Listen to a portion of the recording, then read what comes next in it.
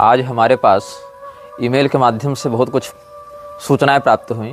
अलग अलग दर्शकों ने अपने पास उपलब्ध प्रमाण हमारे पास भेजे हैं, जिसमें कुछ लोगों ने ब्रह्मा कुमारी संस्था के द्वारा किस प्रकार से पैशाचिक मतों का विस्तार किया जा रहा है और किस प्रकार से आसुरी शक्तियों के प्रति लोगों को आकर्षित किया जा रहा है, प्रताड़ित किया जा रहा है, असामाजिकता फैलाई जा रही है, इस विषय में बहुत से प्रमाण हमें भेजे हैं ईमेल से।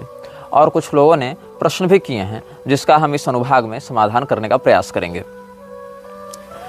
आप सबों को जब हमने बताया था कि ब्रह्मा कुमारी वाले हृदय में एक ज्योति की कल्पना करवाते हैं, तो लोगों ने कहा हृदय में नहीं, ललाट में कल्पना करवाते हैं। देखिए, भाव यह है कि ललाट, हृदय इत्यादि केंद्र बदल सकते हैं। प्रधानता यह है कि शास्त्रीय देवी देवताओं की आराधना छोड़कर अपुष्टावस्था में केवल ज्योति का चिंतन करवाना व्यक्ति को नकारात्मक शक्तियों की ओर प्रेरित कर सकता है। और यही इन लोगों का उद्देश्य है कि जिस भी व्यक्ति के चित्तवृत्ति में धर्मशास्त्रीय परंपरा का अभाव देखें, उस व्यक्ति को किसी भी प्रकार से अपने दल में सम्मोहक बातों का आश्रय लेकर सम्मिलित कर लिया जाए। ऐसे ही तुमको अगर स्मरण होगा, एक और संस्था है भारत में, दिव्य ज्योति जागृति संस्थान के नाम से, जिसका प्रवर्तक आशुतोष नाम का एक व्यक्ति था। वो किस प्रकार के लोगों को अपने संस्थान में जोड़ रहे हैं? ऐसे लोगों को जो हिंदू धर्म से संबंध तो रखते हैं, स्वयं को हिंदू तो मानते हैं, किंतु हिंदू धर्म में क्या परंपरा है, क्या नियमावली है, क्या उपासना मर्यादा है, इस विषय में कुछ भी नहीं जानते। उन लोगों को केवल एक ज्योति का ध्यान करवाया जाता है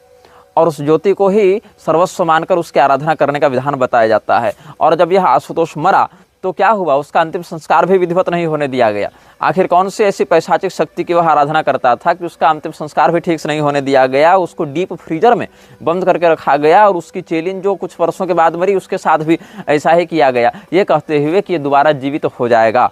तो ये किस प्रकार की सनातन परंपरा का ये सब निर्वहन कर रहे हैं हिंदू धर्म के नाम पर? कहने का तात्पर्य है कि हिंदू धर्म के ऐसे लोग जो हिंदू बन तो गए, पैदा तो हो गए, लेकिन हिंदू धर्म के विषय में, सनातन के विषय में कुछ भी नहीं जानते और न परंपरा प्राप्त आचार्यों का मार्गदर्शन उन्हें प्राप्त है। ऐसे लोग इन पैशाचिक संस्थाओं के बहुत ही सरल लक्ष्य हो जाते हैं, सॉफ्ट टारगेट हो जाते हैं। कुछ व्यक्तियों के प्रश्न आए हैं, जिसमें प्रश्न यह है